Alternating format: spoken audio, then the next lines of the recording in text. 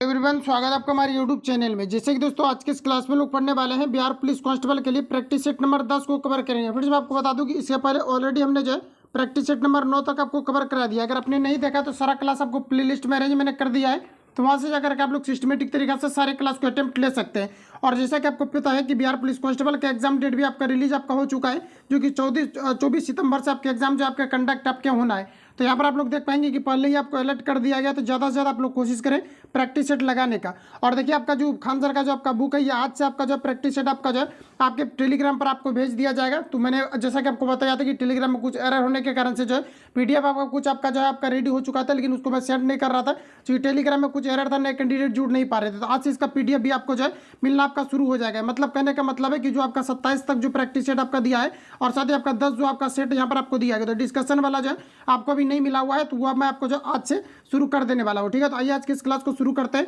जिसमें कि हम लोग प्रैक्टिस सेट नंबर 10 को कवर करेंगे। ये आपका लास्ट हो जाएगा और यहाँ से हम लोग जो है फिर आपका प्रैक्टिस सेट जो नंबर 27 तक आपको डिस्कशन वाला दिया है, इसको यहाँ पर हम लोग जो है कवर करने वाले हैं। तो चलिए शुरू करते हैं, चीज़ों को समझते हैं। तो पूरी वीडियो को माइंड का शेयर करके रखना है, जिसमें कि हम लोग 100 क्वेश्चन को कवर करेंगे। तो पूरा यहाँ पर आपको फुल लेंथ प्रैक्टिस सेट में जो है पूरा क्वेश्चन को आपको अटेम्प्ट लेना है। तो आज का फर्स्ट क्वेश्चन हमारा यहाँ पर आपको देखिए 1 नंबर में पूछा है कि भारत की पहली जूट मिल कहाँ पर स्थापित हुई थी, ये आपको यहाँ पर पूछा है। अगर हम लोग सर्वप्रथम अगर बात करें तो ये कोलकाता में हुआ था, जो कि 1818 ईस्वी में हुआ था, फोर्ट ग्लेस्टर नामक स्थान पर हुआ था। लेकिन आप देख पाएंगे किसी भी कम्पिटेटिव एग्जाम में ये क्वेश्चन अभी तक जो आपके नहीं पूछे गए, लेकिन यहाँ पर आप डेट से रिलेटेड अगर पूछा जाता है तो अगर बात किया जाए तो सर्वप्रथम आपका जो 1818 में आपका हुआ था, लेकिन ये जो है आपका चला नहीं था। इस वजह से ये आ गया क्या है कि आपका फेमस नहीं हो पाया, और साथ ही आपका किसी प्रकार का कम्पिटेटिव एग्जाम में अभी तक जो पूछे भी नहीं गए। अगर आपको यहाँ पर पूछा जाता है कि सर्वप्रथम जो पहली जूट मिल जो स्थापित हुआ था कहाँ पर हुआ था, तो ये आपका जो सिड्रा यानी पश्चिम बंगाल में हुआ था। और डेट की अगर हम लोग बात करें तो आपका 1859 वाला आपको जो है टिक करना, अगर डेट से रिलेटेड अगर दिया जाता है तो 1818 वाला आपको याद रखना कि ये आपको कभी भी जो है टिक आपको नहीं करना है। राइट आंसर जो हो जाएगा 1859 वाला आपका हो जाएगा। तो राइट आंसर यहाँ पर आपका डी करेक्ट हो जाएगा। तो आप सभी लोगों को थोड़ा सा यहाँ पर ध्यान में रखना है। अगला देखिए नेक्स्ट क्वेश्चन हमारा पूछा रहा है कि वर्ष 1905 में नेशनल शिप फैक्ट्री की स्थापना किसने की थी, ये आपको हमारा बताना है। तो फ्रेंड्स याद रखेंगे कि वर्ष 1905 में नेशनल शिप फैक्ट्री की स्थापना किन के द्वारा किया गया था, ये आपको हमारा पूछा रहा था। ये डॉक्टर जो है नीरलतन सरकार के द्वारा किया गया था। ऑप्शन डी यहाँ पर आपका करेक्ट हो जाएगा। अगला क्वेश्चन देखिए नेक्स्ट बार यहाँ पर आपको पूछा रहे, यहाँ पर आपको बताना कि देवदास किसकी रचना है, ये आपको हमारा पूछा रही है। आपका प्रीवियस पेपर में भी आपका पूछा गया था, तो याद रखेंगे आप सभी लोग देवदास जो है ये आपका शरद चंद्र चट्टोपाध्याय का रचना है। ऑप्शन सी यहाँ पर आपका राइट हो जाएगा। अगला क्वेश्चन देखिए नेक्स्ट बार यहाँ पर आपको पूछा रहे, यहाँ पर आपको दिया गया श्री भगवत गीता में डैश है, तो बताइए कि कितने अध्याय और कितने श्लोक है, ये आपको हमारा पूछा रहा था। यहाँ पर अगर लोग देखें तो श्रीमद् भगवत गीता में कितने आपके अध्याय और कितने श्लोक दिए गए, ये आपको हमारा पूछा रहा था। यहाँ पर आपका टोटल 18 अध्याय है और टोटल 700 जो है संस्कृत श्लोक है। राइट आंसर यहाँ पर आपका सी करेक्ट हो जाएगा। अगला क्वेश्चन देखिए नेक्स्ट हमारा पूछा है, निम्न में से बुजुर्गों की सभा भी कही जाती है, तो बुजुर्गों की जो सभा कही जाती है ये राज्यसभा को कहा जाता है। और राइट आंसर यहाँ पर आपका एक करेक्ट हो जाएगा। और यहाँ से आपके पूछा जाता है कि राज्यसभा किस प्रकार का जो है ये आपका सदन है, तो ये आपका जो है अस्थायी सदन है, जबकि लोकसभा की अगर हम बात करें तो अस्थायी सदन के अंतर्गत आते हैं। तो यहाँ से भी क्वेश्चन आपका पूछा जाता है। राइट आंसर यहाँ पर आपका एक करेक्ट हो जाएगा। अगला क्वेश्चन देखिए नेक्स्ट हमारा पूछा रहे K2 कहाँ पर स्थित है, ये आपको हमारा पूछा रही है। आपका रिपीटेड क्वेश्चन है, तो ध्यान में रखना आप सभी लोगों को, क्वेश्चन मार्क भी कर लेना है। देखिए पूछा रहे कि K2 कहाँ पर स्थित है, ये आपको हमारा पूछा रहा था। K2 जो है इसको हम लोग काराकोरम श्रेणी में स्थित है, जिसे हम लोग जो है गॉडविन आइंस्टीन के नाम से भी जानते हैं। और ये देखिए विश्व का सबसे बड़ा जो है ऊंचा आपका पर्वत शिखर है, जो कि आपका दूसरे स्थान पर आता है। और अगर पहले स्थान पर बात करें तो माउंट एवरेस्ट आता है। और भारत में अगर पूछा जाता है कि सबसे प्रथम स्थान पर कौन सा शिखर आता है, तो ये आपका K2 हो जाएगा, जिसे हम लोग जो है गॉडविन आइंस्टीन के नाम से जानते हैं। अब यहाँ पर आपको बताना है कि ये कहाँ पर स्थित है, ये आपको पर पूछा रहा था। ये काराकोरम श्रेणी में स्थित है। राइट आंसर यहाँ पर आपका एक करेक्ट हो जाएगा। अगला क्वेश्चन देखिए पूछा जा रहा है, अगला क्वेश्चन हमारा नेक्स्ट देखिए यहाँ पर आपको पूछा रहा है कि भारत में प्रथम इस्पात संयंत्र की स्थापना कहाँ पर की गई थी, ये आपको हमारा बताना है। तो प्रथम बार जो इस्पात संयंत्र की स्थापना किया गया था ये आपका पोर्टो नोवो में किया गया था। राइट आंसर यहाँ पर आपका डी करेक्ट हो जाएगा, जो कि तमिलनाडु में स्थित है। याद रखेंगे आप सभी लोग ये कहाँ पर है, तो तमिलनाडु में है। अगर ये हम लोग बात करें कि स्थापना जो किया गया था कब किया गया था, तो 1830 में किए गए थे। राइट आंसर यहाँ पर आपका जो है डी करेक्ट हो जाएगा। अगला क्वेश्चन देखिए नेक्स्ट हमारा पूछा है, यहाँ पर आपको बताना है कि निम्न में से कौन भारत की सबसे प्राचीन फुटबॉल प्रतियोगिता है, ये आपको हमारा पूछा रहा है। तो देख लेते क्या कुछ यहाँ पर आपको ऑप्शन में दिया गया है। भारत में सबसे प्राचीन जो है कौन सा फुटबॉल प्रतियोगिता है, ये आपको हमारा पूछा रहा था। ये आपका यहाँ पर हो जाएगा डूरंड कप।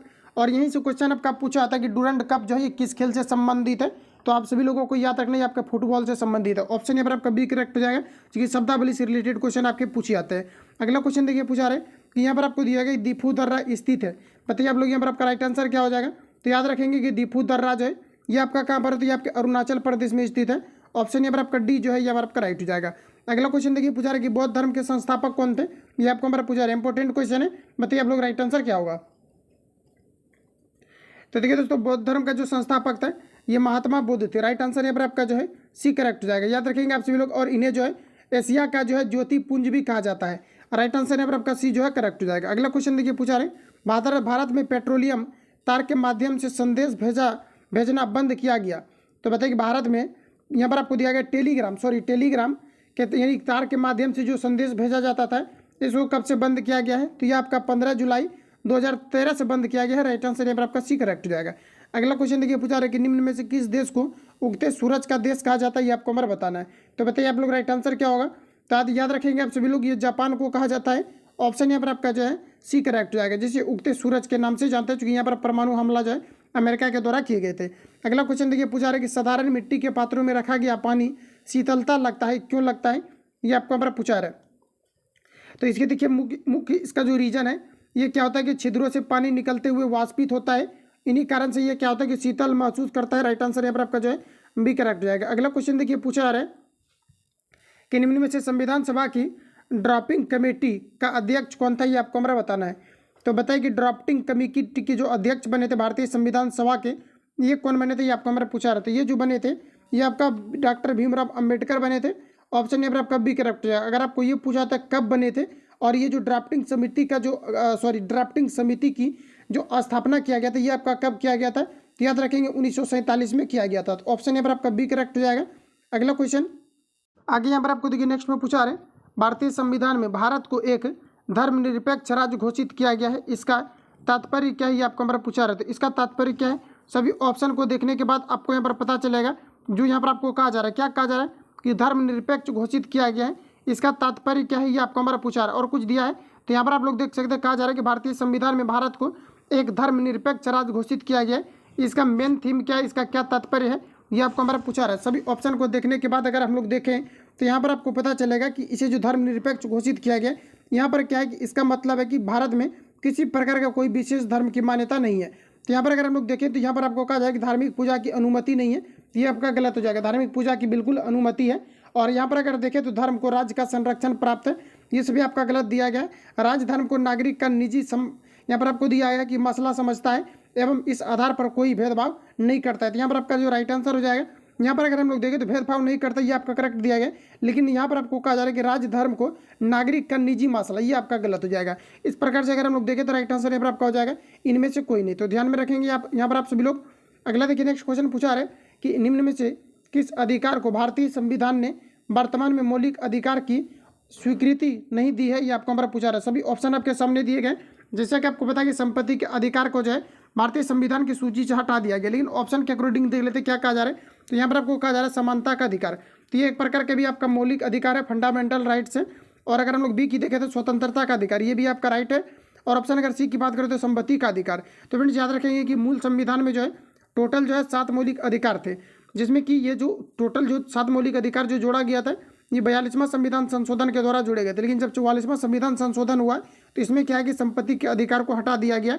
और इस रूप में अगर हम लोग देखें तो वर्तमान में अभी जो टोटल मौलिक अधिकार है ये कितना है, तो टोटल आपके 6 बचे हुए हैं, जिसमें कि संपत्ति को अधिकार को हटा दिया गया। तो यहाँ पर अगर हम लोग देखें तो राइट आंसर यहाँ पर आपका ये करेक्ट हो जाएगा सी, संपत्ति का अधिकार जो हटा दिया गया। अगर आपको ये पूछा जाता है कि कौन से संविधान संशोधन के तहत संपत्ति के अधिकार को हटा दिया गया, तो 44वां संविधान संशोधन के तहत जो है संपत्ति के अधिकार को हटा दिया गया। तो ऑप्शन यहाँ पर आपका जो है सी करेक्ट हो जाएगा।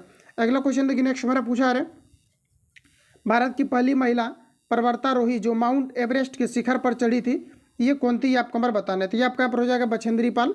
ऑप्शन बी यहाँ पर आपका राइट हो जाएगा। अगला देखिए नेक्स्ट क्वेश्चन पूछा रहा है कि भारत के राष्ट्रपति के पद के लिए अधिकतम उम्र सीमा क्या निर्धारित की गई है, ये आपको हमारा बताना है। तो ये जो है कहा जा रहा है कि अधिकतम कितना होना चाहिए, मतलब मैक्सिमम कितना हो सकता है, ये आपको यहाँ पर जैसा कि आपको मिनिमम पता है कि 35 वर्ष होता है और अधिकतम आपका जो है 62 वर्ष। राइट आंसर यहाँ पर आपका जो है यहाँ पर आपका ये आपका गलत हो जाएगा। राष्ट्रपति के लिए किसी भी प्रकार का उम्र सीमा जो है आपके मैक्सिमम के लिए कंडीशन आपका नहीं है। राइट आंसर यहाँ पर आपका जो है डी करेक्ट हो जाएगा। लेकिन मिनिमम की अगर हम बात करें तो 35 ईयर्स जो है ये आपके यहाँ पर होने चाहिए। तो राइट आंसर यहाँ पर आपका डी करेक्ट हो जाएगा। अगला क्वेश्चन देखिए, नेक्स्ट हमारे यहाँ पर आपको पूछा रहे कि भारत में संघ का कार्यपालक प्रमुख कौन होता है, ये आपको हमारा पूछा जा रहा है। तो भारत में संघ का कार्यपालक प्रमुख कौन होता है, ये आपको हमारा पूछा रहा है। तो ये राष्ट्रपति होते हैं और भारत का जो प्रथम नागरिक माना जाता है ये राष्ट्रपति को माने जाते हैं। और किसी भी विशेष संबंधी अगर कानून वगैरह बनाया जाता है तो ये भी आपके राष्ट्रपति के अधीन में ही किए जाते हैं।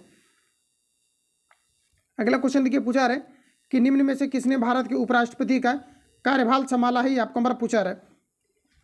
तो यहाँ पर अगर हम लोग देखें तो ऑप्शन यहाँ पर आपका कट रहा है, बाकी देख लेते हैं यहाँ पर आपको क्या कुछ आगे यहाँ पर आपको दिया गया है।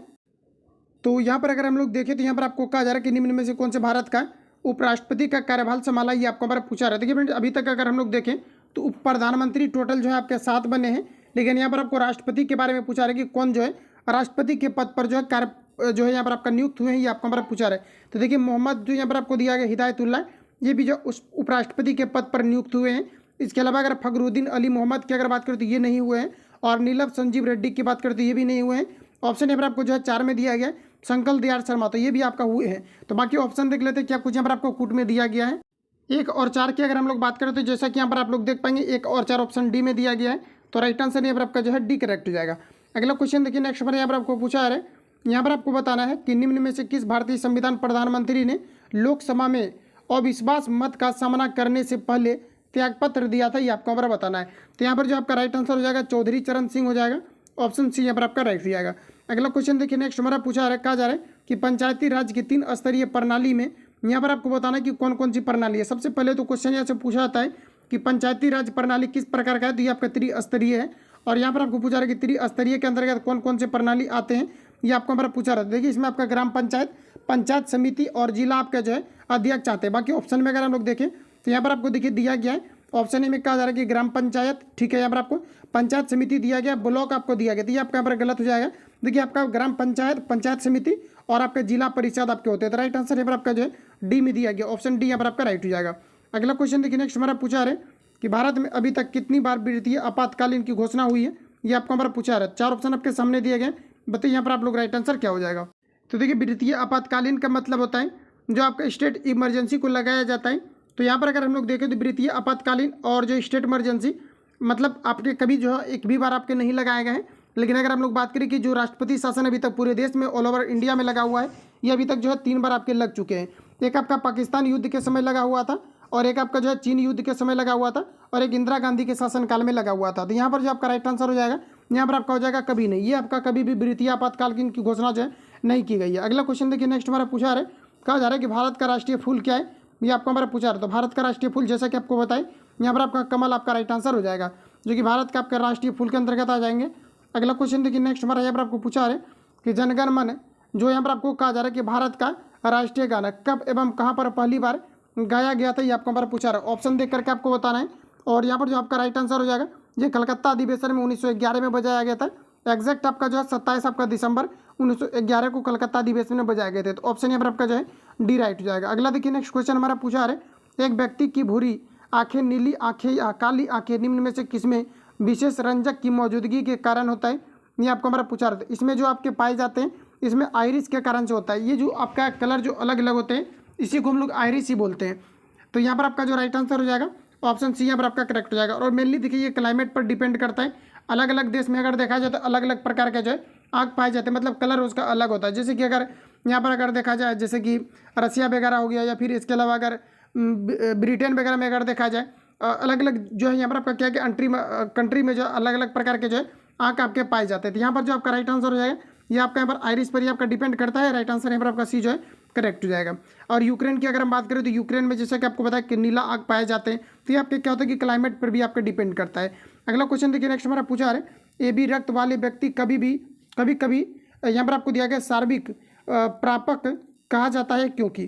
तो बताए कि इसे कभी कभी जो है सार्विक प्रापक क्यों कहा जाता है, ये आपको हमारा पूछा रहता है। यहाँ पर आपका जो राइट आंसर हो जाएगा, ये आपका यहाँ पर क्या होता है कि उसके रक्त में एंटीबॉडीज का क्या होता है, तो अभाव होता है। राइट आंसर यहाँ पर आपका जो है बी करेक्ट हो जाएगा। अगला क्वेश्चन देखिए, नेक्स्ट हमारा पूछा रहा है कि मानव शरीर में मौजूद सबसे बड़ी ग्रंथि कौन सी है, ये आपको हमारा पूछा रहा है। 4 ऑप्शन आपके सामने दिए गए हैं, बताइए आप लोग यहाँ पर आपका राइट आंसर क्या हो जाएगा। तो ये आपका यहाँ पर यकृत हो जाएगा। यकृत जो होता है मानव शरीर की सबसे बड़ी ग्रंथि पाई जाती है। और यहाँ से पूछा था कि विटामिन ए जो है मानव बॉडी के अंतर्गत कहाँ पर संचित रहता है, तो ये भी आपके यकृत में रहता है। तो राइट आंसर यहाँ पर आपका बी जो है करेक्ट हो जाएगा। अगला क्वेश्चन देखिए पूछा रहा है कि मानव त्वचा बिना छाले पड़े अधिकतम कितना तापमान सह सकता है, ये आपको हमारा बताना है। तो ये जो है लगभग 37 डिग्री तापमान सह सकता है, क्योंकि बॉडी का टेम्परेचर ही आपका होता है 36.6 डिग्री आपका सेंटीग्रेड होता है, और ये लगभग 37 के करीब आपके माने जाते हैं। तो इतना ये टेम्परेचर को जो है ये आपका सह सकता है, इससे ज़्यादा होगा तो फिर प्रॉब्लम होगा। तो राइट आंसर यहाँ पर आपका डी करेक्ट हो जाएगा। अगला क्वेश्चन देखिए नेक्स्ट हमारा पूछा है, एक चींटी निम्न में से किसकी उपस्थिति के कारण चारों ओर की वस्तुएं देख सकती है, ये आपको हमारा पूछा रहा है। तो इसका क्या कारण है ये आपको हमारा पूछा रहा है। इसमें संयुक्त जो है आंख पाई जाती है, संयुक्त नेत्र। ऑप्शन नंबर आपका डी करेक्ट हो जाएगा। तो ये भी आपका रिपीटेड क्वेश्चन है, तो आप सभी लोगों को ध्यान में रखना है। अगला क्वेश्चन देखिए नेक्स्ट हमारे यहाँ पर आपको पूछा रहे कि 3 बड़े ड्रामों में 36 लीटर, 45 लीटर और 72 लीटर तेल है, तो कौन सा बड़ी मापक है, ये आपको हमारा पूछा रहा है, जिससे इन तीनों अलग अलग परिमाप को सटीक रूप से मापा जा सकता है, ये आपको हमारा पूछा रहा है। तो आपको सिंपली यहाँ पर कुछ नहीं करना है, इन सभी का आपको क्या करना है कि यहाँ पर क्या कह रहा है कि 36 लीटर है, 45 लीटर है और यहाँ पर आपको 72 लीटर दिए गए। तो इसमें आपको सिंपली क्या करना है कि इसका HCF निकाल लेना है, क्योंकि पूछा रहा है कि तीनों में अलग अलग जो है समान रूप से अगर रखा जाए तो इसका अगर आप HCF निकालेंगे तो आपका फाइनली आपका 9 निकल करके आएगा। क्योंकि 9 अगर हम देखें तो 9 5 45, 9 चौक 36 और 9 72, तो 9 सभी में आपके कॉमन आ जाएंगे। तो यहाँ पर अगर राइट आंसर देखें तो ऑप्शन सी यहाँ पर आपका करेक्ट हो जाएगा। अगला क्वेश्चन देखिए नेक्स्ट हमारे यहाँ पर आपको पूछा है, यहाँ पर आपको बताना कि 2 संख्याओं का LCM और HCF यहाँ पर आपको दिया गया है 12 गुना है।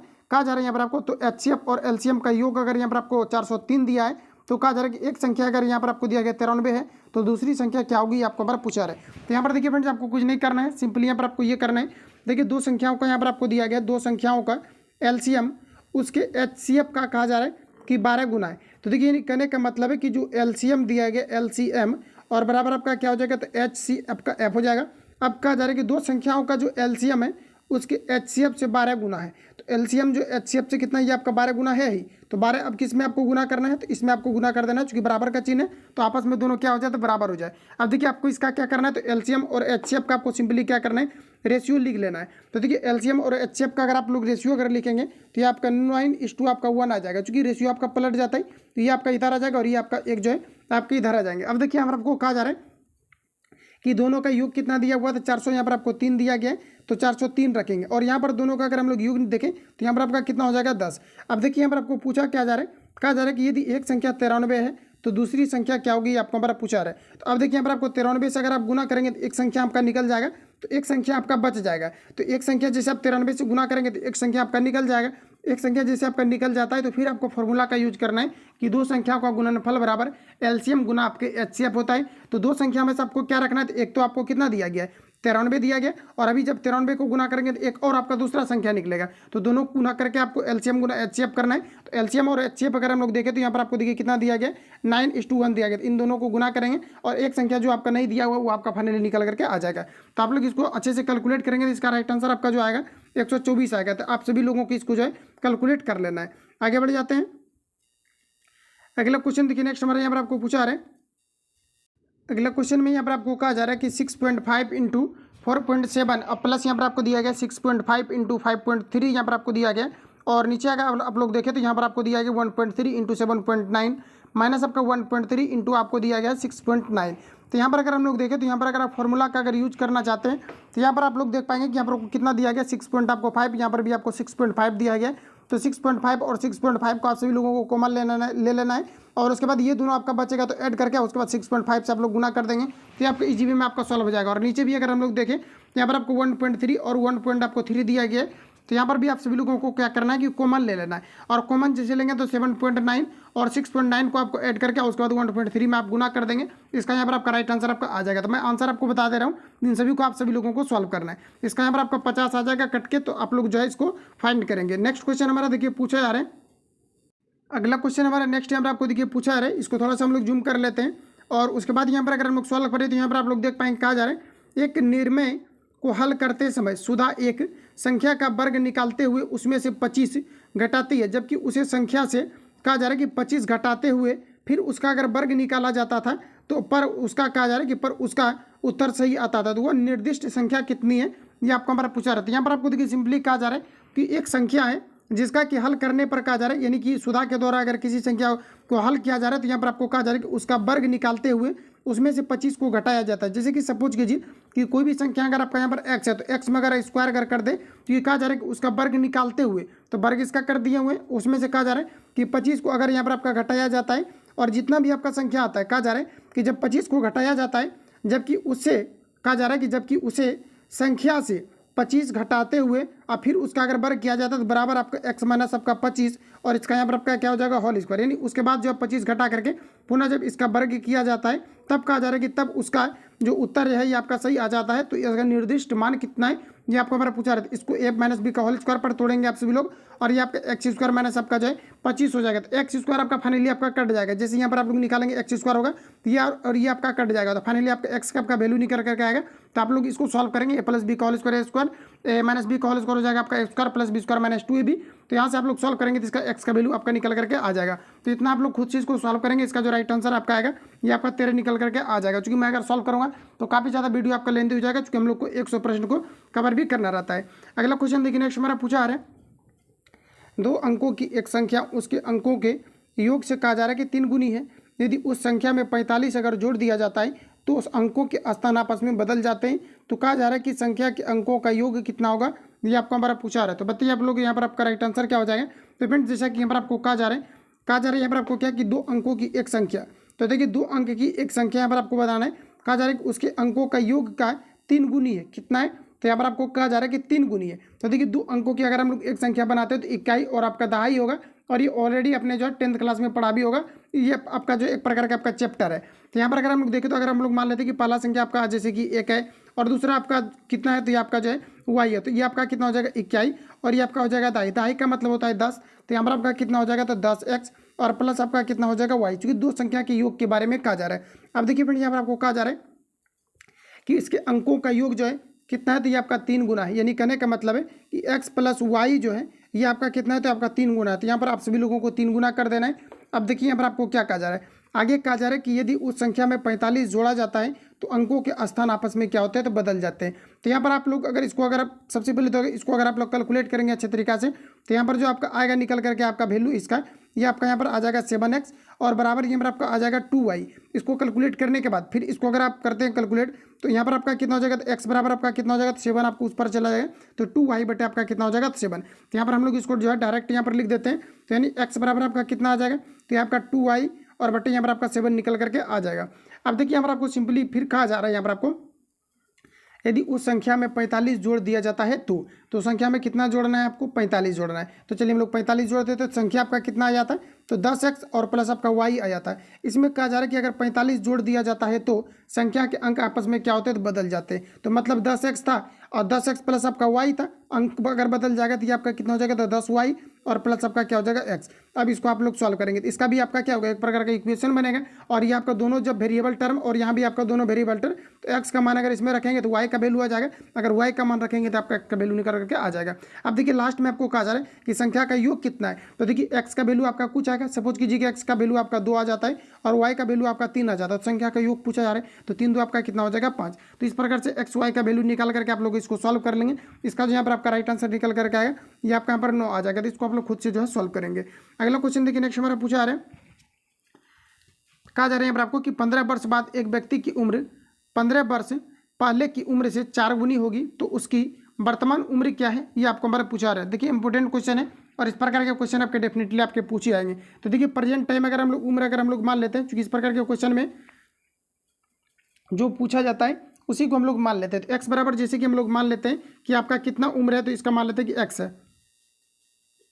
प्रेजेंट टाइम कितना है, तो मान लेते हैं कि एक्स वर्ष इसका है। अब देखिए क्वेश्चन में कहा जा रहा है कि 15 वर्ष बाद, देखिए क्वेश्चन में लिखा हुआ है कि 15 वर्ष बाद इसका उम्र कितना हो जाता है। तो कहा जा रहा है कि 15 वर्ष बाद इसका जो उम्र है ये 15 वर्ष पहले की उम्र की 4 गुनी हो जाती है। तो यानी 15 वर्ष बाद कहा जा रहा है, तो 15 एक्स प्लस आपका कितना हो जाएगा 15। अब कहा जा रहा है इसका 15 वर्ष पहले, तो इसका यहाँ पर आपका कितना हो जाएगा, तो एक्स माइनस आपका 15 हो जाएगा।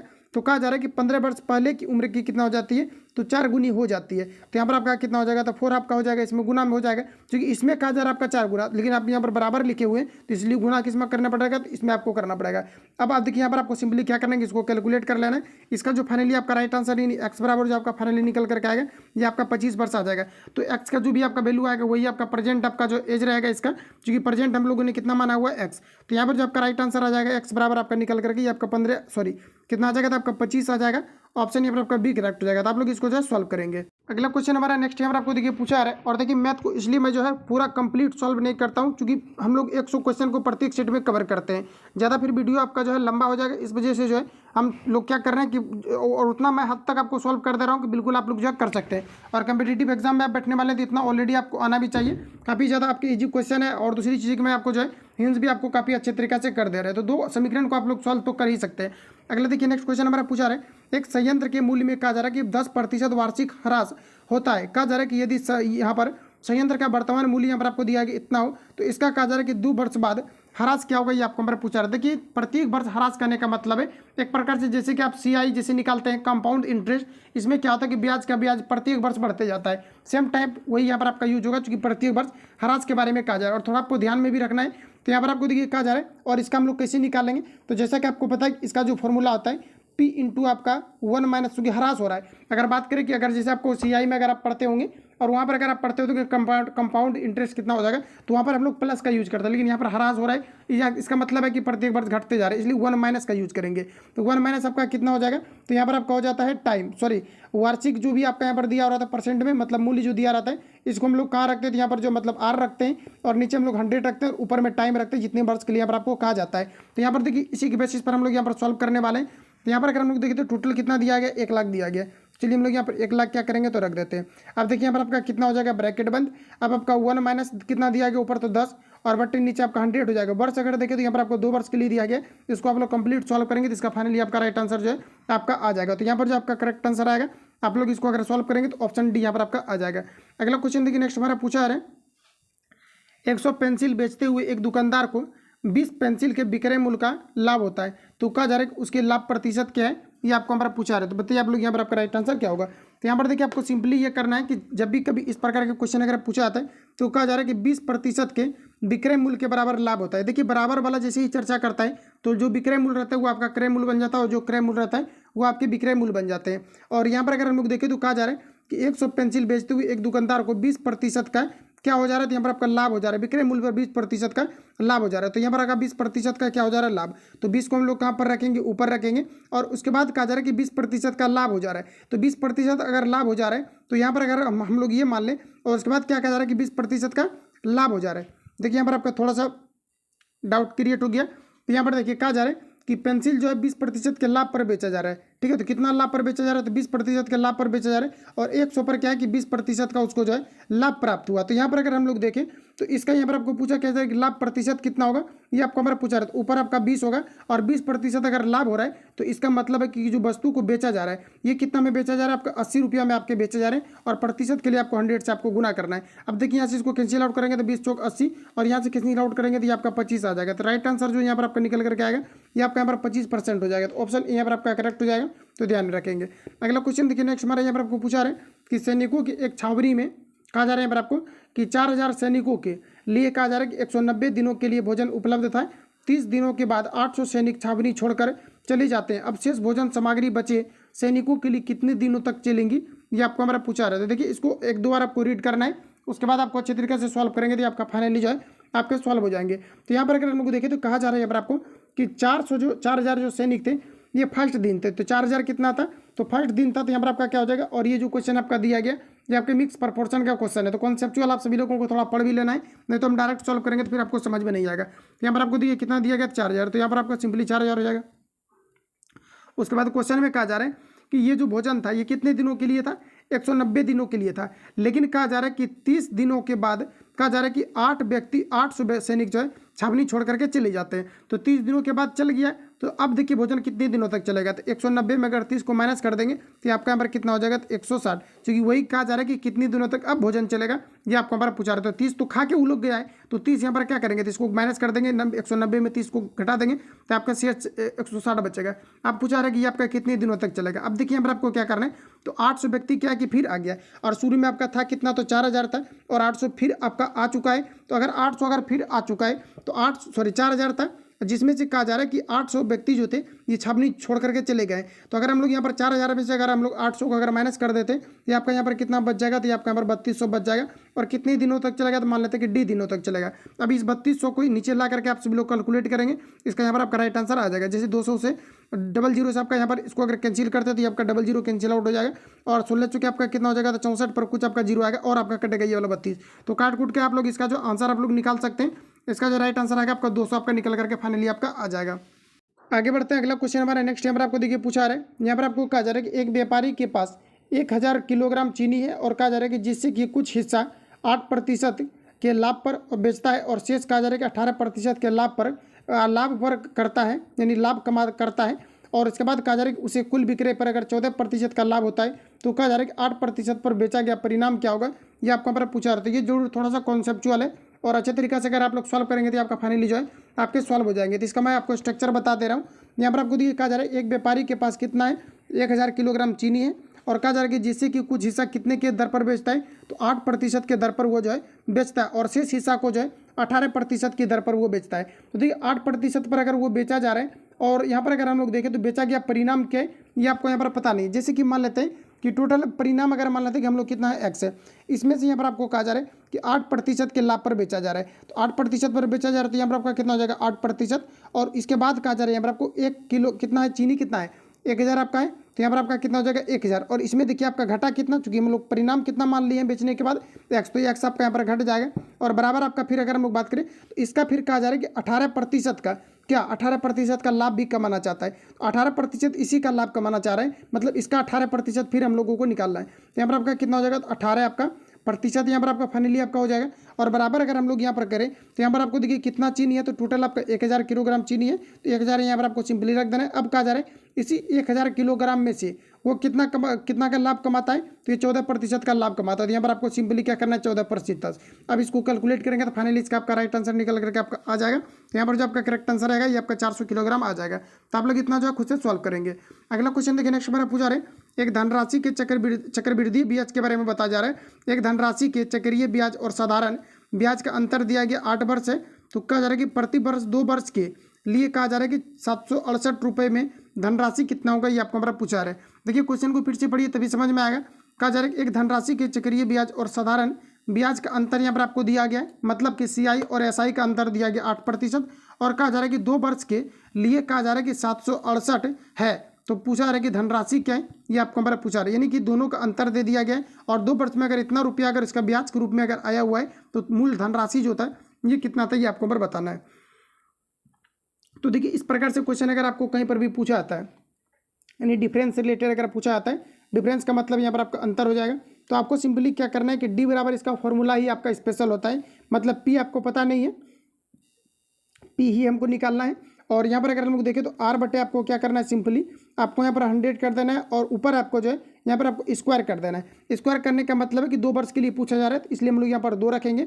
अब यहाँ पर अगर हम लोग देखें तो देखिए डिफरेंस इसका कितना दिया हुआ था, तो डिफरेंस अगर हम लोग देखें तो यहाँ पर आपको दिया गया है कितना, तो 768 आपको दिए गए। तो सिंपली आपको क्या करना है कि बराबर में आपको 768 रख देना है, और बराबर आपको P निकालना है, क्योंकि मूल यहाँ पर धनराशि के बारे में पूछा रहे हैं, मतलब जो प्रिंसिपल वैल्यू है इसके बारे में पूछा जा रहा है। तो यहाँ पर देखिए R के जगह पर अगर हम लोग देखें तो R की जगह पर आपका कितना हो जाएगा 8, और नीचे आपके बट्टे में कितना हो जाएगा 100, और वर्ष में आपको 2 रखना है। इसको कैलकुलेट करेंगे तो फाइनली आपका P का वैल्यू जो है आपका निकल करके आ जाएगा। तो यहाँ पर जो आपका राइट आंसर आ जाएगा ये आपका यहाँ पर 1,20,000 हो जाएगा। तो आप लोग इसको जो आराम से सॉल्व करेंगे इसका आंसर आपका आ जाएगा।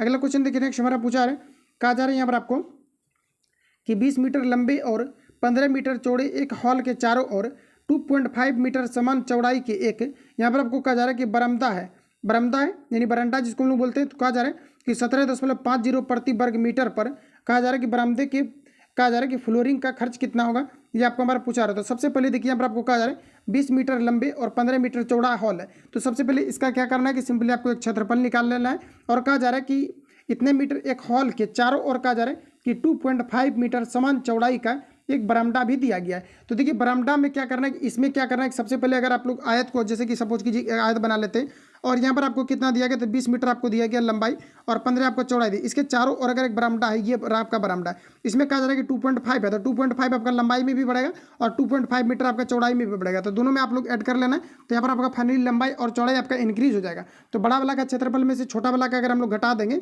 जैसे कि ये आपका आयत रहा है और ये आपका जो है बाहर वाला आपका बरामदा रहा है, तो पूरे का क्षेत्रफल में से अगर छोटा वाला को घटा देंगे तो आपका निकल जाएगा, ये आपका खाली वाला निकल जाएगा जिसके बारे में हमको निकालना है। और उसको क्या करना, जो भी आपका क्षेत्रफल आएगा आपको 17 आपको 50 में जो है गुना कर देना, फाइनली इसका जो भी आपका खर्च होगा ये आपका निकल करके सामने आपका आ जाएगा। तो इस तरीके से आप लोग बना सकते हैं। अगर आप इस तरीके से अगर सॉल्व नहीं कर पा रहे तो इसके लिए फिर आपका एक ट्रिक है, जैसे कि यहाँ पर आपको लंबाई गुना चौड़ाई सबसे पहले आपको कर देना है, तो कितना यहाँ पर आपको हो जाएगा, तो 25 और गुना यहाँ पर आपका कितना हो जाएगा 20 और माइनस आप सभी लोगों को करना है, फिर आपका कितना हो जाएगा। तो अब देखिए यहाँ पर आपको कहा जा रहा है, तो 20 गुना यहाँ पर आपका 15 गुना यहाँ पर आपका कितना हो गया 20 हो गया यहाँ पर आपका। अब देखिए यहाँ पर आपका सॉरी यहाँ पर अगर हम लोग देखें तो यहाँ पर आपका देखिए कितना हो जाएगा, तो 20 मीटर और यहाँ पर आपका 15 मीटर आपको दिया गया है।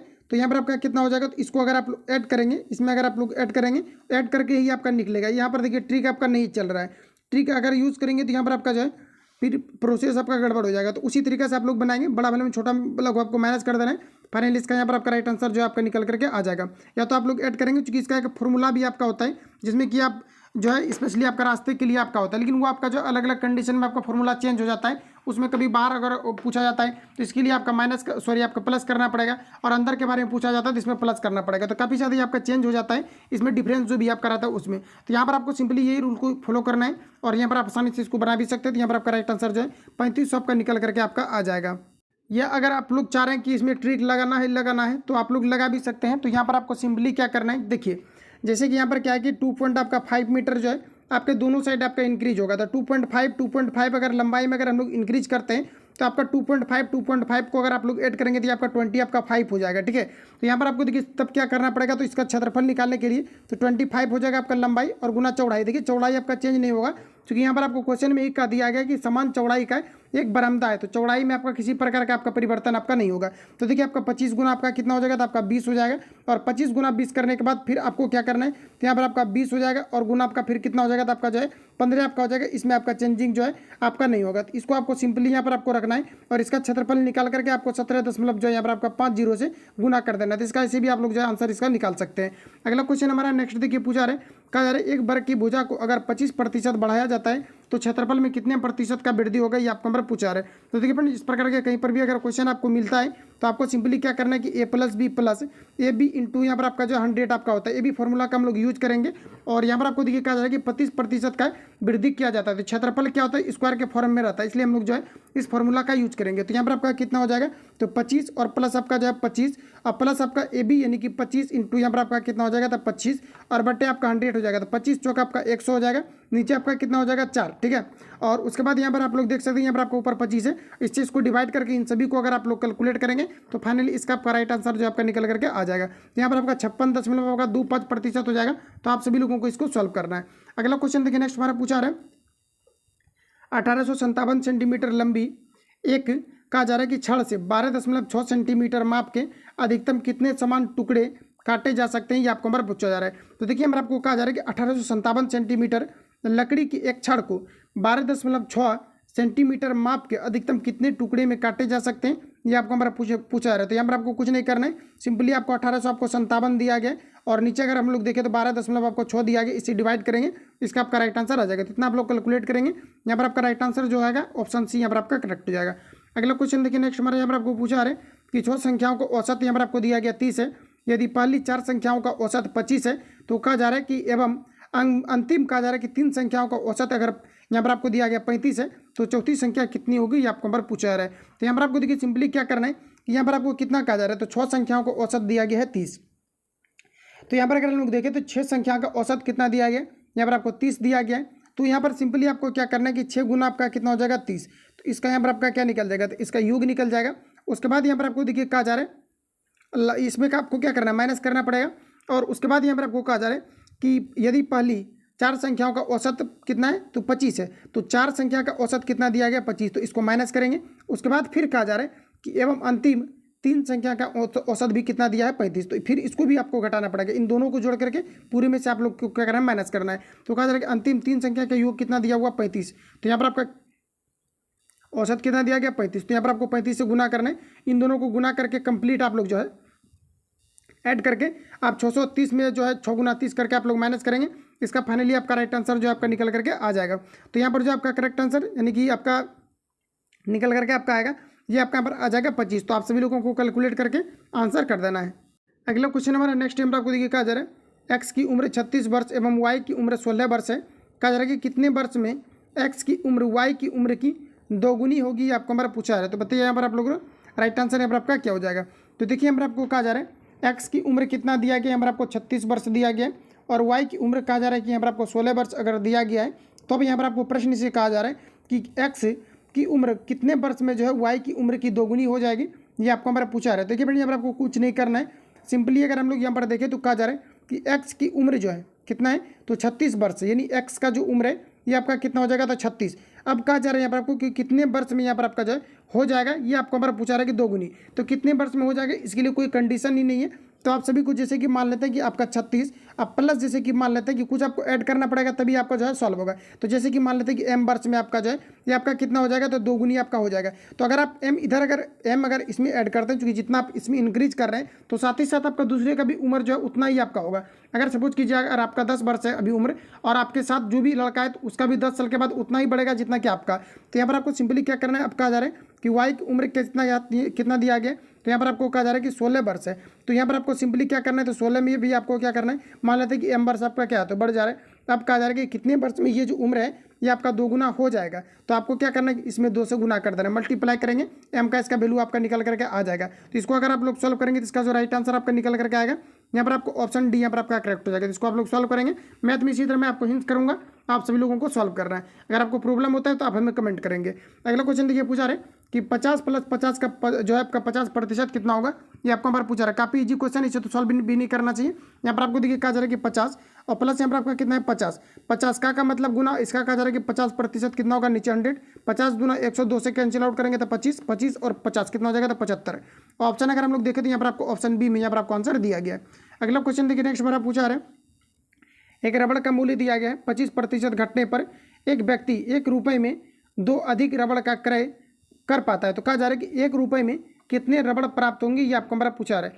तो यहाँ पर आपको देखिए इस प्रकार के क्वेश्चन अगर आपको मिलता है तो सिंपली यहाँ पर आपको मान लेना है। जैसे कि यहाँ पर अगर हम लोग देखें तो यहाँ पर आपको कहा जा रहा है कि 25% घटने पर क्या है, 1 रुपये में 2 रबड़ का जो है क्रय कर पाता है। तो कहा जा रहा है कि 1 रबड़ में 1 का पूछा जा रहा है कि 1 रुपये में कितने रबड़ प्राप्त होंगे, ये आपको हमारा पूछा रहा था। जैसे कि अगर हम लोग मान लेते हैं कि अगर 1 रुपये में अगर 1 रबड़ प्राप्त होता है, 1 रुपये में 1 रबड़ अगर प्राप्त होता है तो कुल इसका मूल्य कितना हो जाएगा, तो x इंटू आपका कितना हो जाएगा 1 हो जाएगा। अब यहाँ पर आपको देखिए क्या कहा जा रहा है कि 25% घटने पर 1 में से 2 रबड़ हुआ क्या करता है, अधिक प्राप्त कर पाता है। तो यहाँ पर देखिए अब आपका कितना हो जाएगा, तो घटने के बाद वो कितना प्राप्त कर रहे हैं, तो 75। तो देखिए अगर हम लोग 75 अगर जैसे कि मान लिया जाएगा 25% अगर आप एक का अगर 25% निकालते हैं तो ये जो आपका निकलेगा आपका 0 पॉइंट आपका जो है 5 आपका आएगा। तो इतना आपका यहाँ पर क्या हो जा रहा है, बच जा रहा है। अब देखिए यहाँ पर आपको कहा जा रहा है कि 2 रबड़ अधिक खरीद पाता है, तो रबड़ कितना है x, इसमें कहा जा रहा है कि 2 आपका अधिक खरीद पाता है। इसको कैलकुलेट करेंगे, x का वैल्यू आपका निकल करके आपका आ जाएगा। तो यहाँ पर जो आपका राइट आंसर आएगा ऑप्शन यहाँ पर आपका बी करेक्ट हो जाएगा। तो आप सभी लोगों को सॉल्व करना है। अगला क्वेश्चन देखिए नेक्स्ट हमारा पूछा है 21, 38, 55, 106 प्रत्येक से कितना घटाया जाए कि शेष अनुपात जो है समान अनुपात रह जाए, ये आपको हमारा पूछा है। तो बताइए यहाँ पर आप लोग का राइट आंसर क्या हो जाएगा। तो 21, 38, 55 और 106 प्रत्येक से कितना घटाया जाए कि कहा जा रहा है कि शेष जो है समान अनुपात रह जाए, ये आपको हमारा पूछा रहा था। जैसे कि यहाँ पर देखिए आपका क्वेश्चन जो अरेंज किया गया है ये आपका जो अरेंज होना चाहिए था ये आपका इस प्रकार से, हालांकि ऐसे भी दिया गया है तो कोई दिक्कत नहीं, थोड़ा कॉन्सेप्चुअल आपका क्रिएट हुआ है। तो यहाँ पर आपको देखिए समान ऊपर अनुपात में क्या होता है कि 21 और रेशियो यहाँ पर आपका कितना हो जाएगा 21, और समान अनुपात का मतलब डबल यहाँ पर आपको रेशियो लगाना है। उसके बाद यहाँ पर आपका हो जाएगा 55 और उसके बाद यहाँ पर आपका रेशियो और यहाँ पर आपका हो जाएगा 106। अब कहा जा रहा है कि इसमें से कितना को घटाया जाए, तो यहाँ पर आपका कितना हो जाएगा 21 माइनस आपका x मान लीजिए घटाया जाए, क्योंकि इसको हम लोग बटे के रूप में रेशियो को लिखते हैं। अब यहाँ पर आपका कितना हो जाएगा तो 38, और इसमें भी अगर हम लोग मान लें कि x अगर घटाया जाए और यहाँ पर आपको दिया गया 55, तो 55 में मान लेते हैं कि x घटाया जाए और यहाँ पर आपका नीचे आ जाएगा 106 और यहाँ पर मान लेते हैं कि x घटाया जाए, तब यहाँ पर आपका समान अनुपात जो है बन जाएगा। तो इसको आप लोग कैलकुलेट करेंगे क्रॉस मल्टीप्लिकेशन करके, इसका फाइनली आपका x का वैल्यू आपका निकाल करके आपका आ जाएगा। तो x का जब आपका वैल्यू आ जाएगा तो चाहो तो आप लोग क्या करेंगे, तो x का जैसे इसका वैल्यू आ जाता है तो एक बार आप लोग को इसमें पुट कर देना है, इसका फाइनली आपका वैल्यू कट करके आ जाएगा और इसके में अगर आप लोग पुट करेंगे तो इसका राइट आंसर आपका निकल करके आ जाएगा। तो इस प्रकार से अगर आप लोग सॉल्व करेंगे तो इसका जो आंसर आपका आएगा x बराबर आप डायरेक्ट निकालेंगे, उस प्रकार से आपको रेशियो में दिया भी नहीं गया है ताकि आप रेशियो में जो है इसको बदल सके, तो डायरेक्ट आपको पूछा रहे तो आपका और ईजी हो गया। तो यहाँ पर आपका जो राइट आंसर हो जाएगा x का वैल्यू आपका यहाँ पर जो है 4 आपका निकल करके आ जाएगा। अगर आपको रेशियो में पूछा जाता है तो फिर आपको सभी मान जो है आपको पुट करके निकाल सकते थे। अगला क्वेश्चन हमारा नेक्स्ट टाइम पर आपको देखिए पूछा रहे, कहा जा रहा है कि 2000 पर 8 महीने में 6% प्रति वर्ष पर कितना साधारण ब्याज प्राप्त होगा, ये आपको हमारा पूछा रहा है। तो देखिए कहा जा रहा है कि 2000 पर, तो देखिए सिंपली कहा जा रहा है कि कितना आपका 2000, नीचे मान लेते हैं कि आपका कितना दिया हुआ है मूल राशि 100 और कहा जा रहा है कि 18 महीने में 6% प्रति वर्ष जो है साधारण ब्याज की दर से ब्याज कितना होगा, ये आपको हमारा पूछा रहा है। तो 18×95 18 का टोटल से मतलब 108 हो जाएगा। सिंपली इसको कैलकुलेट कीजिए, इसका राइट आंसर आपका निकल करके आ जाएगा। देखिए मूल राशि आपका कितना था 2000 और हम लोग कितना मान लिए हुए 100 मान लिए हुए। अब कहा जा रहा है कि इसका ब्याज निकालना है तो 18 कितना हो जाएगा, क्योंकि 8% निकाला जाए हर महीने में कितना 18 सॉरी हर महीने में कितना तो 6% कहा जा रहा है 18 महीना के, तो 18 कितना हो जाएगा टोटल से 108 से गुना करेंगे तो इसका आपका आंसर आपका निकल करके आ जाएगा। तो इसको आप लोग जरूर इसको सॉल्व करेंगे। यहाँ पर जो आपका राइट आंसर आएगा ऑप्शन यहाँ पर आपका एक करेक्ट हो जाएगा, 180 आपका निकल करके आ जाएगा।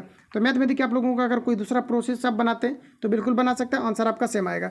अगला क्वेश्चन हमारा नेक्स्ट देखिए पूछा रहे कि पंचतंत्र के लेखक कौन है, ये आपको हमारा पूछा रहा था, याद रखेंगे विष्णु शर्मा जो है पंचतंत्र के लेखक है। राइट आंसर यहाँ पर आपका जो है डी करेक्ट हो जाएगा।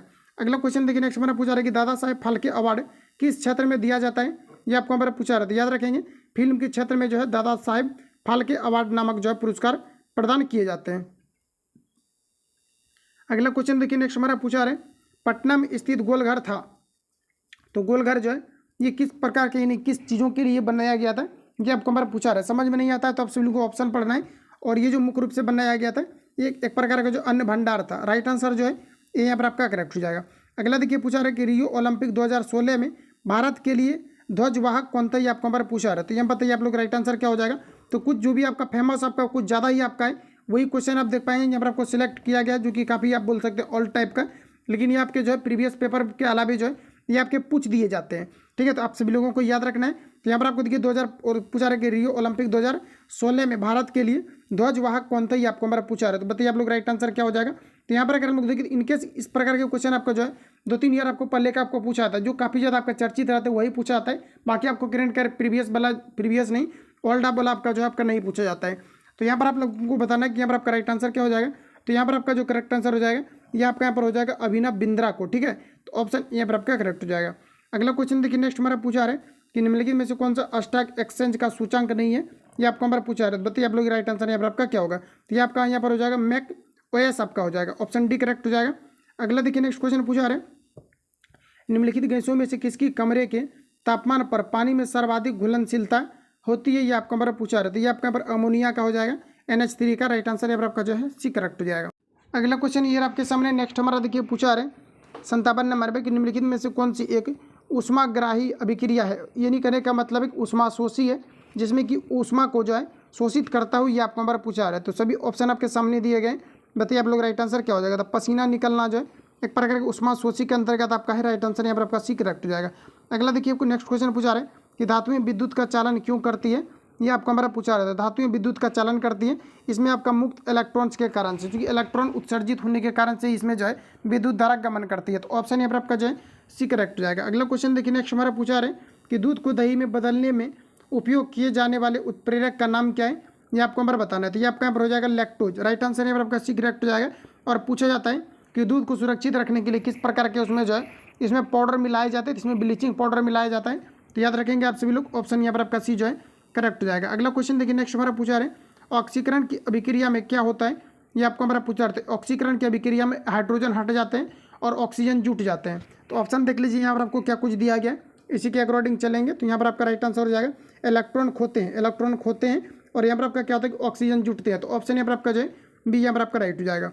अगला क्वेश्चन नेक्स्ट हमारा देखिए पूछा रहे कि निम्नलिखित तत्वों में से किसका गलनांक सबसे कम होता है, ये आपको हमारा पूछा है। फ्रेंड्स याद रखें ये आपका ब्रोमीन हो जाएगा, क्योंकि इसका गलनांक इसलिए कम है क्योंकि आपका द्रव अवस्था में आपके पाए जाते हैं। तो पूछा जाता है कि कौन सा ऐसा और धातु है जो कि द्रव अवस्था में पाया जाता है, तो यहाँ पर आपका ब्रोमीन हो जाएगा। ऑप्शन यहाँ पर आपके एक करेक्ट हो जाएगा। काफ़ी ज़्यादा ये क्वेश्चन आपका रिपीट हुआ है, याद रखेंगे। अगर आपको धातु के बारे में पूछा जाता है कि कौन सा ऐसा धातु है जो कि द्रव अवस्था में पाया जाता है, तो यहाँ पर आपका फिर आपका जो है मरकरी आपका हो जाएगा। अगला क्वेश्चन देखिए, पूछा रहे कि निम्नलिखित में से कौन सी गैस यदि वातावरण में हो तो अपनी गंध के कारण पहचानी जाती है, आपको यहाँ पर पूछा रहा है। तो बताइए आप लोग राइट आंसर क्या होगा। ये आपका यहाँ पर हो जाएगा सल्फर डाइऑक्साइड। ऑप्शन बी यहाँ पर आपका करेक्ट हो जाएगा। अगला क्वेश्चन देखिए, नेक्स्ट हमारा यहाँ पर आपको पूछा जा रहा है, यहाँ पर आपको बताना कि सेफेलाइट डैश का एक अयस्क यानी खनिज है।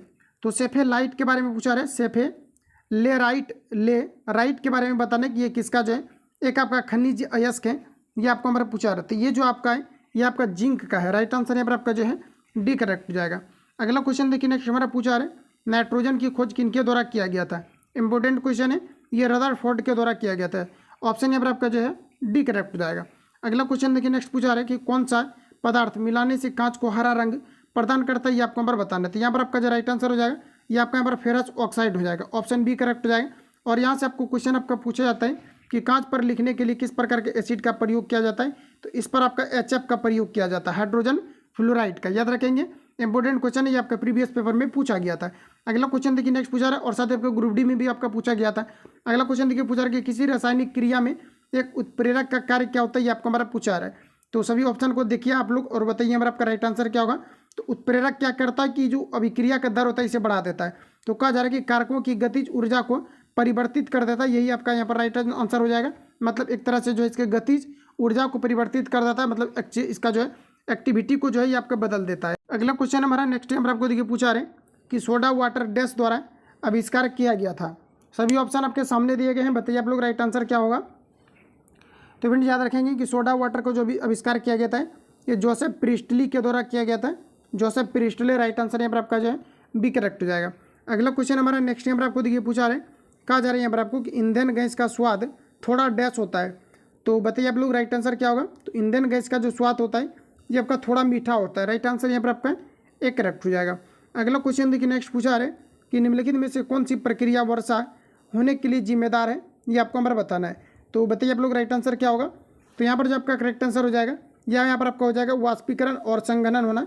वाष्पीकरण होने का मतलब है कि पेड़ पौधे चाहे आपका समुद्र से पानी का जो खिंचाव होता है वो ऊपर जो जाता है, ये आपके क्या होता है वाष्पीकरण के द्वारा आपके होते हैं। और पुनः जब वाष्प को जब कंडेंसेशन किया जाता है, संघनन किया जाता है, तो ये आपके बारिश के रूप में हो जाता है। तो राइट आंसर यहाँ पर आपका जो है बी करेक्ट हो जाएगा। अगला क्वेश्चन हमारा नेक्स्ट यहाँ पर आपको देखिए पूछा जा रहा है, कहा जा रहा है कि पानी का pH मान कितना होता है, ये आपको हमारा पूछा जा रहा है। तो पानी का जो pH मान होता है ये आपका 7 होता है और पानी आपके उदासीन होते हैं। 7 से अधिक होगा तो क्षारीय और 7 से कम होगा तो आपका जो है अम्लीय हो जाएगा। तो राइट आंसर यहाँ पर आपका ए जो है करेक्ट हो जाएगा। अगला क्वेश्चन मैथ में ये आपका थोड़ा बहुत आपका जान था, बाकी इधर देख पाएंगे आपके जी क्वेश्चन आपके दिए गए। अगला देखिए पूछा रहा है कि निम्नलिखित अणुओं में से कौन सा एक डबल सहसंयोजक बंधन द्वारा जुड़ा हुआ है, ये आपको हमारा पूछा रहा है। तो सभी ऑप्शन आपके सामने हैं और डबल सहसंयोजक बंधन द्वारा अगर देखें तो ये आपके ऑक्सीजन जो है जुड़े हुए हैं, क्योंकि ऑक्सीजन के बाह्यतम कक्षा में आपके 6 इलेक्ट्रॉन होते हैं और ये दो इलेक्ट्रॉन जो आपस में क्या करते हैं साझा करते हैं। चाहो तो आप जैसा कि यहाँ पर आपको दिया गया है, यहाँ पर जैसे कि 1 2 3 4 और 5 आपका 6 हो जाएगा और यहाँ पर भी आपका जो यहाँ पर आपका 6 हो जाएगा।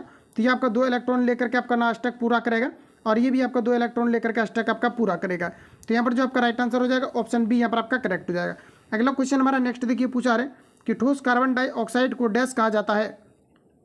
तो जो ठोस कार्बन डाइऑक्साइड होता है इसे हम लोग सूखी बर्फ के नाम से जानते हैं, ड्राई आइस के नाम से जानते हैं। ऑप्शन यहाँ पर आपका जो है डी करेक्ट हो जाएगा। ध्यान रखेंगे आप सभी लोग, इंपोर्टेंट क्वेश्चन है। अगला हमारा देखिए नेक्स्ट क्वेश्चन पूछा रहे कि बेरिल डैश का एक अयस्क खनिज है। तो सभी ऑप्शन आपके सामने दिए गए हैं, बताइए आप लोग यहाँ पर आपका राइट आंसर क्या होगा। तो यहाँ पर आपका जो राइट आंसर हो जाएगा ये आपका जो है बेरिलियम आपका हो जाएगा। ऑप्शन बी यहाँ पर आपका राइट हो जाएगा। अगला देखिए नेक्स्ट क्वेश्चन हमारा पूछा रहे ईंधन के अपूर्ण जलन के कारण निम्नलिखित में से कौन सी गैस उत्पन्न होती है, ये आपका हमारा पूछा रहा था। इसमें जो आपका कार्बन मोनोऑक्साइड उत्पन्न होता है, ऑप्शन यहाँ पर आपका बी करेक्ट हो जाएगा। कोयला भी अगर जलाया जाता है तो यहाँ से भी क्या होता है कि कोयला में चूंकि पूर्ण दहन अगर नहीं होता है तो कार्बन मोनोऑक्साइड का ज़्यादातर उत्सर्जन होता है, जिसे हम लोग दम घुटने वाली गैस कहते हैं। और ये जो होता है एक प्रकार का आपका न्यूट्रल गैस होता है। तो याद रखेंगे आप सभी लोग, ऑप्शन यहाँ पर आपका बी जो है करेक्ट हो जाएगा। अगला देखिए नेक्स्ट क्वेश्चन पूछा रहे कि निम्नलिखित तत्वों में से किसका सबसे कम गलनांक होता है, ये आपका हमारा पूछा रहा है। तो सभी ऑप्शन को देख करके बताइए आप लोग राइट आंसर यहाँ पर आपका क्या होगा। तो सबसे कम अगर हम लोग गलनांक की अगर बात करें तो यहाँ पर आपका हो जाएगा क्रिप्टॉन। राइट आंसर यहाँ पर आपका डी करेक्ट हो जाएगा। निम्नलिखित तत्वों में से किसका गलनांक सबसे कम होता है, ये आपका यहाँ पर क्रिप्टॉन राइट आंसर हो जाएगा। अगला क्वेश्चन देखिए, नेक्स्ट पूछा रहे कि सिनेबार डैश का एक अयस्क खनिज है। तो देखिए दोस्तों, सिनेबार के बारे में पूछा रहा है कि डैश का एक अयस्क खनिज है। तो बताइए कि सिनेबार जो है ये किसका है, ये आपको हमारा पूछा रहा है। आपका मरकरी का हो जाएगा। ऑप्शन यहाँ पर आपका डी करेक्ट हो जाएगा। देखिए ज़्यादातर मैं आपको फैक्ट जो कवर नहीं कर रहा हूँ, जी बिल्कुल इजी क्वेश्चन है, तो इसमें ज़्यादा क्या आपको एक्सप्लेन करना है। ऑप्शन डी यहाँ पर आपका करेक्ट हो जाएगा। यहाँ से देखिए, चूंकि मैं हर एक वीडियो में आपको जो रिवील आपको करते आया हूँ, HGS के बारे में आपका प्रीवियस पेपर में आपको पूछा गया है, और जैसा कि आपको बताया कि ज़्यादातर क्वेश्चन आपका रिपीट आपके होते रहते हैं, इसलिए सभी क्वेश्चन पर आपको ज़्यादा आपका कमेंटिंग आपके होने चाहिए। और प्रीवियस अगर अभी तक भी आपने नहीं लगाया हुआ है तो आप सभी लोगों को प्रीवियस ईयर आपको जोरदार तरीके से लगा लेना है, क्योंकि एग्जाम डेट आपका आ चुका है। तो यहाँ पर जो आपका राइट आंसर हो जाएगा ऑप्शन यहाँ पर आपका डी करेक्ट हो जाएगा। और इसी जो आपका पारा का प्रयोग जो है थर्मामीटर के रूप में आपका किया जाता है, थर्मामीटर में जो है बैरोमीटर के रूप में भी किया जाता है। और यहाँ पर अगर हम लोग देखें तो इसी का सूत्र होता है, पूछा जाता है कि भखरा सिंदूर का सूत्र क्या है, तो आपके Hg आपके S होते हैं, और यही आपका पारा है जिसमें कि पूछा जाता है कि पारा को और अन्य किस नाम से जाना जाता है, तो क्विक सिल्वर के नाम से जाना जाता है। और पूछा जाता है कि पारा का अगर सूचांक अगर थर्मामीटर में अगर अचानक नीचे गिर जाता है बैरोमीटर में, तो ये किस प्रकार के चीज़ों को इंडिकेट करता है, तो आंधी तूफान को इंडिकेट करता है। तो इतने फैक्ट को आप सभी लोगों को याद रखना है। और Hg होता है पारा। पूछा था कि कौन सा ऐसा धातु है जो कि द्रव अवस्था में पाया जाता है, तो यहाँ पर आपका यहाँ पर मरकरी हो जाएगा, Hg हो जाएगा। अगर आपको ये पूछा था कि कौन सा धातु है जिसे कि चाकू से काटा जा सकता है, या फिर आपका मुलायम है, तो आपका सोडियम हो जाएगा, यानी कि आपका Na हो जाएगा। तो इतने फैक्ट को आप सभी लोग याद रख सकते हैं। अगला क्वेश्चन हमारा देखिए, नेक्स्ट यहाँ पर आपको पूछा रहा है, कहा जा रहा है कि जब प्रकाश के संपर्क में आता है, जब कहा जा रहा है कि यह जब प्रकाश के संपर्क में आता है तो डैश कहा जा रहा है कि फॉस्जिन में परिवर्तित हो जाता है। तो निम्न में से बताना है कि कौन सा ऐसा है जो कि प्रकाश के संपर्क में आता है तो फॉस्जिन नामक गैस का निर्माण करता है। ये आपका यहाँ पर हो जाएगा क्लोरोफॉर्म। ऑप्शन यहाँ पर आपका ए जो है यहाँ पर आपका राइट हो जाएगा। अगला क्वेश्चन हमारा नेक्स्ट यहाँ पर आपको देखिए पूछा रहे कि बेंजीन की खोज किसने की थी, आपको हमारे बताना है। फ्रेंड्स याद रखेंगे कि बेंजीन का जो खोज किया गया था ये माइकल फेराडे के द्वारा किए गए, तो ऑप्शन बी करेक्ट हो जाएगा। क्वेश्चन मार्क करके इसको याद कर लेना है। और यहाँ पर आपको बेंजीन का अगर सूत्र आपको पूछा जाता है, या फिर इसका अगर आपको स्ट्रक्चर पूछा जाता है, हेक्सागोनल होता है, और इसका जो सूत्र होता है आपका जो है H6 आपका C6H6 होता है। तो आप सभी लोगों को याद रखना है। अगला क्वेश्चन हमारा नेक्स्ट यहाँ पर आपको देखिए पूछा रहे कि यदि पानी से दुर्गंध आती है तो उस दुर्गंध को डैश मिलाकर दूर किया जा सकता है। तो पानी को बताए कि किससे दुर्गंध का जो है इसे दुर्गंध युक्त बनाया जा सकता है। तो इसमें जो आपके सिकिर इसमें चारकोल को मिला करके जो है दुर्गंध को दूर किया जा सकता है। ऑप्शन यहाँ पर आपका सी करेक्ट हो जाएगा। अगला क्वेश्चन देखिए, नेक्स्ट हमारा पूछा रहे पानी का रासायनिक सूत्र डैश होता है। फ्रेंड्स याद रखेंगे पानी का जो रासायनिक सूत्र होता है ये आपका H2O होता है, ठीक है। ऑप्शन अगर हम लोग देखें तो ऑप्शन यहाँ पर आपको डी में दिया गया है, राइट आंसर यहाँ पर आपका डी जो है करेक्ट हो जाएगा। अगला क्वेश्चन देखिए पूछा रहे इनमें से कौन सी रचना प्रसिद्ध कथाकार मनु भंडारी की नहीं है, ये आपको नंबर बताना है। तो ये आपका नंबर हो जाएगा पिंजरे की उड़ान, राइट आंसर यहाँ पर आपका डी करेक्ट हो जाएगा। अगला देखिए पूछा रहे कि वेदिकी हिंसा डैश ना भवती नाटक के शीर्षक को पूर्ण करें। तो बताए कि ये जो यहाँ पर आपका क्या होगा, ये आपको हमारा पूछा रहा है। तो कहा जा रहा है यहाँ पर आपको वेदिकी हिंसा डैश ना भवती, तो यहाँ पर आप क्या यूज करेंगे, तो यहाँ पर आपका हो जाएगा हिंसा, क्या हो जाएगा हिंसा ना भवती, सॉरी यहाँ पर आपका क्या हो जाएगा वेदिकी हिंसा डैश ना भवती, वेदिकी हिंसा हिंसा ना भवती, ये आपका यहाँ पर हो जाएगा राइट आंसर यहाँ पर आपका डी करेक्ट हो जाएगा। अगला क्वेश्चन देखिए पूछा रहे कहा जा रहा है यहाँ पर आपको कि कथक नटक कहा जा रहा है कि नटत रिझत डैश मिलत खिलत डैश सही शब्दों से जो यहाँ पर आपको चयन करना है। यहाँ पर आपका क्या भराएगा, ये आपको हमारा पूछा रहा है। तो यहाँ पर अगर हम लोग देखें तो यहाँ पर आपका क्या हो जाएगा, तो यहाँ पर आपका खिजत हो जाएगा, क्या हो जाएगा रिझत खिजत मिलत, और उसके बाद खिजत, और फिर यहाँ पर आपका हो जाएगा लजियात। ऑप्शन यहाँ पर आपका जो राइट हो जाएगा ये यहाँ पर आपका करेक्ट हो जाएगा।